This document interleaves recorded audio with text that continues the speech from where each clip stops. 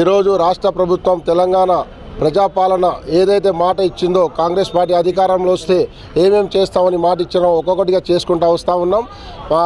Doctor Rajasekhara Reddy గారు ఉన్నప్పుడు ఎలా అయితే పరిపాలన జరిగిందో అంతకంటే మంచిగా ఇప్పుడు కూడా జరుగుతూ ఉంది. దేవుడి దయ వల్ల కాంగ్రెస్ పార్టీ మరిన్ని అభివృద్ధి పనులు చేయడంలో ముందుంటుంది. ఎస్సీ వర్గీకరణ చేసి ఇవాళ ఎస్సీలలో ఒక మంచి సంతోషాన్ని వ్యక్తం చేశారు. అందరూ తప్పకుండా మైనార్టీలకి బీసీలకి ప్రతి ఒక్కళ్ళకి కూడా న్యాయం చేయాలంటే అది కాంగ్రెస్ పార్టీ వల్లనే సాధ్యమైంది. రాష్ట్రంలో కాదు యావత్ తెలంగాణ భారతదేశంలో మొత్తంలో కూడా కాంగ్రెస్ పార్టీ రావాలి.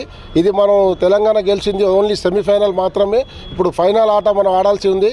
కంపల్సరీ మోడీని గద్దె దించాలంటే, మన రాహుల్ గాంధీ గారిని ప్రధానమంత్రి చేయాలంటే, తప్పకుండా మనం ప్రైమ్ మినిస్టర్ చేయాలంటే మనం కాంగ్రెస్ పార్టీ సెంట్రల్లో రావాల్సిన ఎంతైనా అవసరం ఉంది.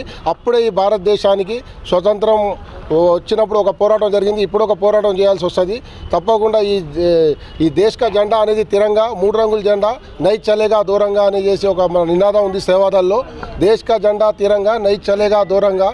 తప్పకుండా మేము బీజేపీని గద్దెదించిన దాకా ప్రతి కాంగ్రెస్ కార్యకర్త ఆర్నిశలు కష్టపడి పనిచేస్తామని తెలియజేస్తున్నాం. ధన్యవాదాలు రాష్ట్ర ప్రభుత్వానికి, రేవంత్ రెడ్డి గారికి, ఉప ముఖ్యమంత్రి భట్టి విక్రమార్క గారికి, తుమ్మల నాగేశ్వరరావు గారికి, పొంగులేటి శ్రీనివాస్ రెడ్డి గారికి, బొమ్మ మహేష్ కుమార్ గౌడ్ గారికి, రాహుల్ గాంధీ, సోనియా గాంధీ, ప్రియాంక గాంధీ, మహేష్ కుమార్ గౌడ్ గారికి అందరికీ ప్రతి ఒక్కరికి పేరు పేరున ధన్యవాదాలు.